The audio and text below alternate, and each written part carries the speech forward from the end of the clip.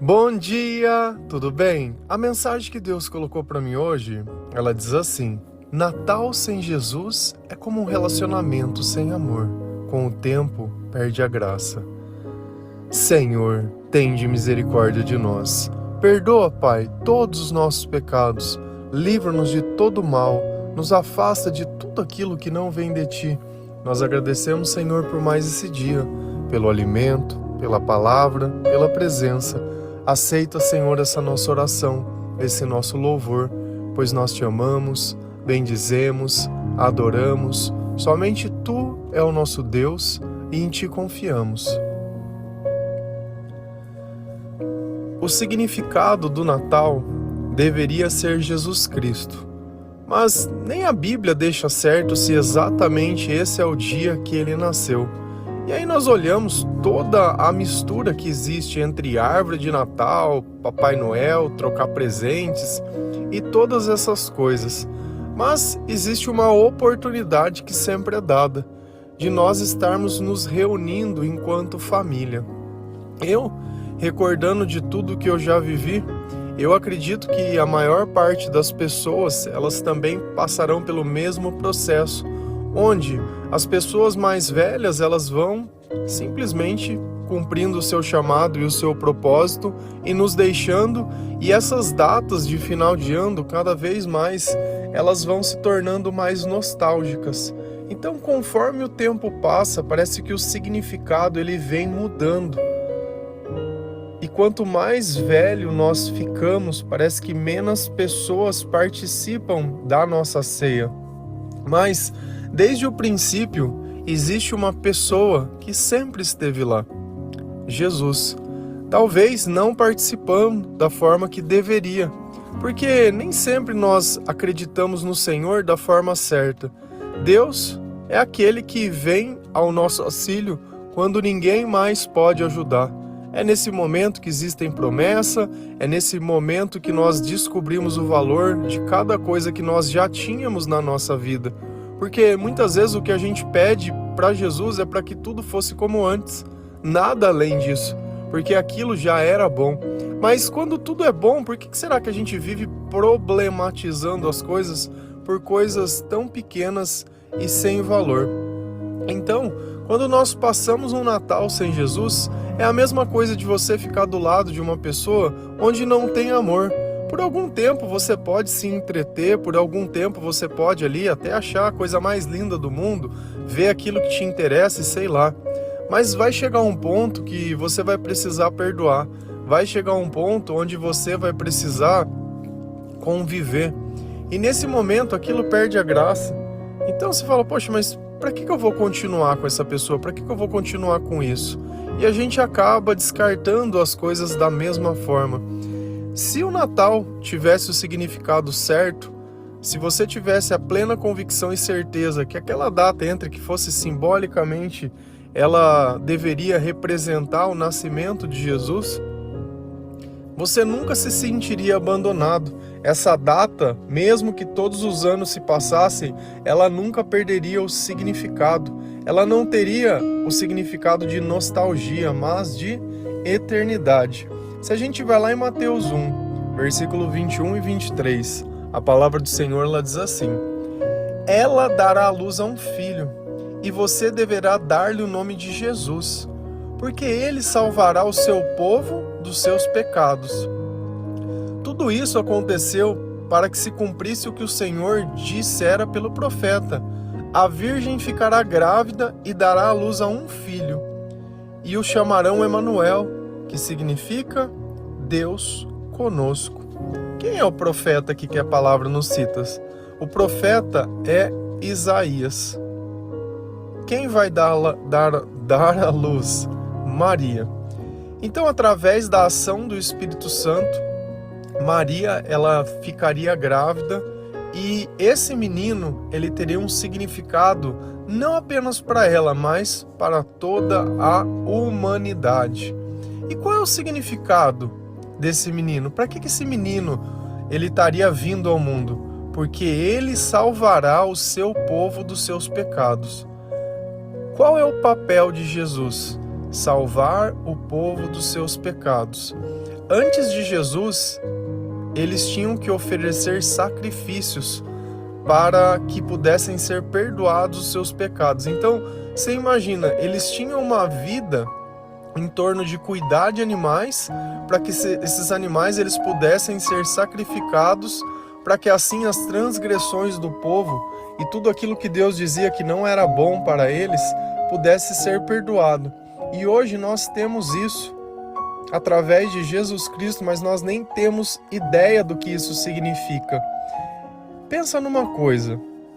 Hoje, estou dizendo para você que começou a ouvir o devocional, que começou a entregar mais a sua vida a Deus, que tem experimentado o reino de Deus dentro de você, que tem sentido paz, que tem sentido amor, que tem sentido alegria, que tem sentido um desprendimento desse mundo, onde você já não precisa mais fazer parte como antes você queria. Hoje basta você estar aqui podendo servir ao Senhor, que tudo já está bom. E esses sentimentos hoje é graças ao Espírito Santo. Agora imagina no passado que não tinha como você ter acesso a isso. Você ia sempre se sentir mal. Então eles simplesmente conseguiam um alívio, para que o mal parasse de oprimir a vida deles, quando eles ofereciam sacrifícios. Mas era pelo povo todo. Não era aquela coisa de comunhão individual. E olha que o nome que era dado a essa criança era Emanuel, Deus conosco. Então hoje nós vivemos uma graça tão grande que nós não temos nem ideia. Eu acho que nós temos sim, porque nós já vivemos uma vida sem Deus, insistindo nas mesmas coisas. O Natal, ele não é o presente. O Natal não é aquilo que você ganhou, não é o homem da roupa vermelha, não é a barba, o Natal não é a árvore. O Natal também não é a reunião em família, porque vai chegar um tempo que não vai ter mais família para se reunir. Todas as vezes que a gente pauta a nossa vida atrás de costumes humanos, a gente precisa entender o que tem por trás. Para quem é interessante que o Natal é desse jeito? Para quem vende alguma coisa para o comércio, sei lá quem. Mas muitos sofrem nessas datas. Muitos sofrem por não ter na onde passar, por ter que estar trabalhando, por já não ter mais uma família, por tudo ter sido desfeito. E aí? Aí fica aquele peso, e ao invés de olhar para trás, só fica de olhar para frente, só fica olhando para trás, só fica se lamentando, só fica se questionando. E aí daqui um pouco é bebida para um lado, é coisa para o outro. Você vai passar, sei lá, quanto tempo tua vida vai durar, mas todas as vezes fazendo exatamente as mesmas coisas. De repente você saiu da sua cidade natal e quando volta para casa da mãe, aí encontra os amigos, e aí aquela loucura, aquela coisa e nada. Uma coisa que nós temos certeza é que todos nós vamos deixar esse mundo um dia. A segunda coisa é que daqui ninguém vai levar nada, a não ser o amor que recebeu das pessoas. Então esses momentos deveriam ser momentos de nós gastarmos tempo na vida das outras pessoas, anunciando também a salvação a essas pessoas, dando um significado maior do que simplesmente comer e beber. E é só isso, come, bebe, engorde e nada. Hoje ainda eu acho que as coisas elas se tornaram ainda um pouco mais tristes, porque é um tal de conversar com o celular sozinho. Que misericórdia. É só isso. É mostrar para os outros onde eu estou, porque sei lá o quê. O que isso muda na vida de alguém? O tempo está sendo gasto de uma forma tão fútil. E aqueles que não querem ver o tempo gastar também estão gastando tempo para não perceber. E fica nisso, como se a vida ela fosse um fardo e não tivesse nada de bom aqui. Nós temos que mudar a ideia das coisas que nós entendemos, mas nós temos que entender também quem pode nos salvar. E nós precisamos ser salvos do nosso pecado, porque é o pecado que nos escraviza. É justamente o pecado que impede que nós possamos reconhecer o valor de cada coisa. É justamente o pecado que impede que nós possamos de reconhecer quem é Cristo. Porque enquanto eu não entendo que o mal é mal, que a minha vida ela não está boa, que os meus sentimentos não estão bons porque Deus está vivendo longe de mim, eu continuo vivendo escravo. E graças a Deus, nós temos um Salvador. Graças a Deus, nós temos uma palavra para seguir, nós temos um Deus bom para obedecer. E esse Deus, ele pode transformar e modificar a nossa vida.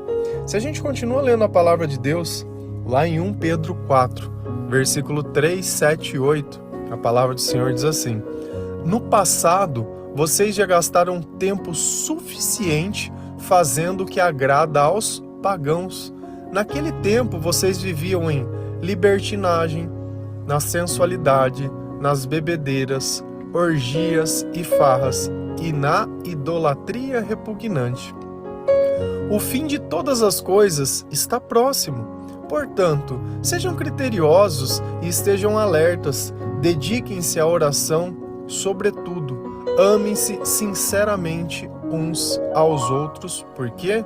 Porque o amor perdoa muitíssimos pecados. Olha como a palavra de Deus, ela dá um contexto à nossa vida. No passado, vocês já gastaram tempo. O que eu sempre falo para vocês? Aonde que nós gastamos tempo, está o nosso interesse, está o nosso amor. Se você gasta tempo lendo a palavra de Deus, demonstra que você quer estar mais perto de Deus. E nós já gastamos tempo demais na nossa vida, buscando os nossos interesses, buscando viver como todo mundo vivia, buscando viver esse final de ano da mesma forma que todo mundo faz. É sempre com excesso, é sempre achando que o mais é o melhor, como se a vida fosse uma eterna farra, como se a vida fosse sempre ficar procurando alguém, como se a vida sempre fosse buscar os seus próprios desejos e satisfações e prazeres. Então Deus está dizendo, olha, no passado vocês já gastaram tempo demais fazendo o que agrada a quem? Os pagãos. Quem são os pagãos? Aqueles que não acreditam no Senhor, aqueles que não ligam para o que está na palavra de Deus, aqueles que não tiveram um encontro com Jesus, a maioria dos nossos amigos, que fazem exatamente as mesmas coisas do mesmo jeito. É a mesma foto brindando com alguma coisa na mão, é a mesma foto ostentando as mesmas coisas, é o que todo mundo faz na maioria. E não adianta a gente querer colocar alguma coisa diferente e às vezes olhar, achar que não, são pessoas boas, não faz mal para ninguém, não, porque não sei o quê. E tá fazendo bem? E tá fazendo a diferença para alguém? Enquanto a gente acha que todo mundo vai dar conta, tem um monte de gente internada, tem um monte de gente passando do limite, passando do ponto, tem um monte de gente que bebeu, pegou o carro e matou a outra pessoa que não tinha nada a ver, e a gente sempre tenta olhar tudo com uma normalidade que sai fora do padrão. E é justamente esse relacionamento sem amor. Nós estamos usando o Natal como uma data de exemplo de alguma coisa. Isso que ela significa uma data que ainda é mais família, porque o ano novo é segurar na mão do que agrada ao pagão e vamos embora. Naquele tempo vocês viviam em libertinagem, na sensualidade, nas bebedeiras, orgias e farras e na idolatria repugnante. Algo que é de se pensar aqui é que, olha como Deus está colocando alguns comportamentos que pra gente parece que é sair à noite. Eu vou sair à noite, eu vou me divertir com os meus amigos, vou tomar uns drinks, vou fazer alguma coisa. Mas olha que engraçado, vocês viviam na libertinagem, sensualidade, nas bebedeiras, orgias e farras. O que tem a ver idolatria aqui? Ele está colocando um monte de comportamento. Será que não é pela intenção que você sai? De encontrar o amor? De encontrar alguém? Será que essa idolatria pelo outro, por não estar mais sozinho, será que não é sobre isso que Deus está falando? Porque nós acabamos buscando o outro como se o outro fosse necessário para que nós possamos ser felizes. E quantos não sofrem porque falam que não tem ninguém? Olha outra idolatria. E para Deus isso é repugnante. E é justamente por querer viver essa idolatria que a pessoa ela precisa procurar o amor nas pessoas. Sensualidade, sexo, orgia, farra. É a forma de gastar tempo e não perceber que quando Jesus está longe de mim, os meus sentimentos não são bons. Então eu preciso tomar esse, entre aspas, remédio para suportar mais um dia, para suportar mais uma noite, para suportar que longe de Deus a minha vida ela não tem sentido nenhum. Sentido nenhum. O fim de todas as coisas está próximo. Acabou tua família? Perdeu teu emprego? Bateu teu carro? Já não tem mais a tua casa? Já não tem mais as tuas coisas? Por que que não tem? Será que você amou como Jesus amava? Será que o Natal, o Ano Novo, você passou como deveria ter passado? Será que algum dia você já falou de Jesus para alguém? E aí talvez você esteja se questionando, poxa, mas Ele está me punindo? Não culpe a Deus pelas tuas escolhas. Você escolheu. Você que está longe. Você quis. Você. Pelo menos uma vez na vida seja responsável pela tua vida que nem tua é. Deus te deu uma vida para que Ele pudesse ser honrado. Você usou a tua vida para honrar outras pessoas, para honrar a si mesmo e buscar os teus interesses. Imagina que você contratasse um funcionário, onde você paga para ele fazer as coisas para você, mas para você ele não faz nada. Ele só faz as coisas para ele. E ai de você se reclamar que o teu funcionário não faz nada, que o teu funcionário ele já não serve, que o seu funcionário só gasta tempo nas coisas que são dele. Portanto, sejam criteriosos e estejam alertas. Nós temos que ter um critério para viver e todos os dias eles são iguais. Poderia estar hoje descansando. Poxa, hoje tá todo mundo descansando, não tem, né? Tá todo mundo. Mas nós vamos abaixar a guarda? Nós vamos deixar de estar alertas? A palavra diz assim, olha, feliz daquele que o patrão voltar e encontrar um empregado trabalhando. Então nós vamos trabalhar todos os dias. Por quê? Porque no passado eu já gastei tempo demais agradando aos pagãos. Agora eu gasto meu tempo agradando a Deus. Não que isso me torne melhor ou pior que alguém, porque aqui a nossa vida nós não viemos para competir com outras pessoas. Nós estamos aqui para competir com nós mesmos. Com nós mesmos. Então, se eu continuo fazendo as mesmas coisas, frequentando os mesmos lugares e adorando da mesma forma, de antes de eu ter um encontro com Jesus, tem alguma coisa errada naquilo que eu acredito. Porque aonde Jesus passa, Ele causa transformação. Então, eu preciso observar, eu preciso ver se os critérios... Poxa, mas antes eu já frequentava a igreja, eu fazia alguma coisa, mas a minha vida estava tendo transformação? Porque se eu ainda choro por alguma coisa, tem alguma coisa que está errado. Porque Deus fala que não vai ter mais nem choro e nem ranger de dentes. Quando o Espírito Santo está em nós, a nossa vida ela se resume a apenas aquele instante. Nada além daquilo. Dediquem-se à oração. Sobretudo, amem-se sinceramente uns aos outros, porque o amor perdoa muitíssimos pecados. E aqui vem uma coisa que eu acho que às vezes a gente não consegue entender. Para que Jesus veio ao mundo? Porque Ele salvará o seu povo dos seus pecados. E o que o amor faz? O amor perdoa muitíssimos pecados. Quem veio salvar? Jesus. Através do amor de quem que eu posso perdoar os pecados? Jesus. Quando eu amo, eu faço o quê? Aquilo que Jesus me ensina. Então o Deus conosco, que está comigo, é quem me ensina a amar.